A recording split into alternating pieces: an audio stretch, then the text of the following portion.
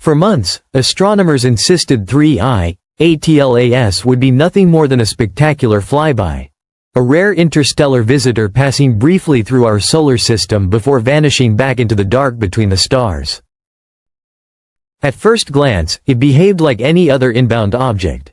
Fast, bright, wrapped in a faint coma of dust and gas. But the deeper the data went, the less comfortable the conclusions became.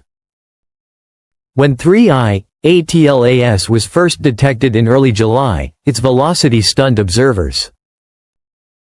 Traveling nearly 87 kilometers per second relative to the Sun, it was one of the fastest inbound objects ever recorded. At that speed, it could cross the Earth-Moon distance in barely over an hour. Its hyperbolic trajectory confirmed what scientists suspected: this was not native to our solar system. It came from interstellar space. Initially, orbital models suggested a safe pass, a distant arc that would bring it near Mars before slingshotting back into deep space. No threat. No drama. Just another cosmic visitor. But then the numbers change. As new observations came in from ground-based observatories and the James Webb Space Telescope, analysts noticed subtle deviations. The trajectory tightened. The projected distance of closest approach to Mars shrank. What was once millions of kilometers beyond concern narrowed into a corridor that planetary scientists could no longer ignore. Refined simulations placed the object within 1.95 million kilometers of Mars, a near miss on astronomical scales. That alone wouldn't be extraordinary. Gravitational modeling of comets often shifts as more data arrives. What disturbed researchers was not just the adjustment, it was the pattern behind it. Comets typically behave chaotically as solar heating triggers uneven outgassing. Jets erupt unpredictably, altering spin and path in erratic ways. But 3I, ATLAS displayed something different. Rhythmic bursts of gas, spaced at consistent intervals averaging 17 minutes apart. Not random sputtering, but clock-like pulses. Each pulse produced measurable microaccelerations. Individually, the thrusts were small. Collectively, they were enough to alter long-range projections by thousands of kilometers. The direction of these thrust vectors aligned almost perfectly with the orbital plane of Mars. Natural physics can produce strange behaviors. But natural physics rarely produces precision. Spectroscopic analysis revealed unusually high concentrations of carbon dioxide and trace volatiles erupting in narrow, needle-like streams. Ultraviolet spikes accompanied each venting event. The coma brightened rapidly over weeks, doubling in luminosity in ways that exceeded standard sublimation models.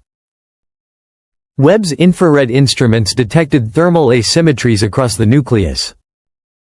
One hemisphere radiated more intensely than solar exposure alone could explain. That raised uncomfortable possibilities. Either the internal structure was far more complex than assumed, or energy was being redistributed internally before release. Meanwhile, radar observations from Earth-based facilities returned unexpectedly sharp echoes. Instead of the diffuse reflections typical of porous icy bodies, portions of the signal hinted at denser regions embedded within the nucleus. Not proof of anything artificial, but enough to fuel speculation. As impact probability models were updated, researchers ran worst-case simulations. If 3I, Atlas were to strike Mars at its estimated velocity of roughly 57 km per second relative to the planet, the energy release would exceed 2 million megatons of TNT equivalent. The resulting crater could span over 60 kilometers wide. Debris would arc into Martian orbit. Some fragments could escape into interplanetary space. The implications extended beyond geology. Mars hosts active missions, orbiters, rovers, and long-term climate studies. An impact would not only reshape terrain but erase decades of scientific investment. Yet the scientific community remained cautious. Extraordinary claims require extraordinary evidence. And so far, every anomaly still had plausible natural explanations. Rhythmic outgassing? Possibly driven by rotational resonance combined with subsurface volatile pockets. Thermal imbalance? Perhaps a fractured interior exposing fresh ice. Trajectory refinement? The inevitable outcome of more precise measurements. Still, a small but vocal group of theorists proposed alternative interpretations. Among them was astrophysicist Avi Loeb, known for exploring unconventional possibilities in interstellar object research. While not asserting definitive artificial origin, he suggested that non-gravitational accelerations in interstellar bodies deserve rigorous scrutiny rather than dismissal. Speculation intensified when observers noticed a faint photometric shadow trailing the object at a constant relative offset. Subsequent analysis suggested it was likely a data artifact or background star alignment. But for several tense days, the secondary shadow narrative dominated online forums. As 3I, ATLAS approached the inner system, planetary defense teams modeled deflection scenarios, not because intervention was feasible, but because preparation demands rehearsal. Agencies reviewed contingency communication plans for Mars assets. Data redundancy protocols were updated. Impact probability remained low, but not zero. Meanwhile, astrobiologists debated another angle entirely. If Mars still harbors subsurface microbial life, a massive impact could excavate deep layers never before exposed. That could either sterilize fragile niches or, paradoxically, reveal them. Some researchers even discussed panspermia in theoretical terms, the possibility that interstellar objects carry organic precursors between star systems. Webb spectroscopy detected complex carbon chains within 3I, Atlas's coma. Not surprising for a comet, but scientifically valuable. Interstellar chemistry often produces intricate organics in cold molecular clouds. Their presence does not imply biology. But it reminds us that the building blocks of life are cosmically common. As the projected encounter window narrowed, public interest surged. Headlines amplified the most dramatic interpretations. Targeting Mars. Course corrections. Engineered visitor. Behind the scenes, orbital dynamicists continued refining models with increasing confidence. The 17-minute pulsing, once mysterious, correlated with rotational periodicity.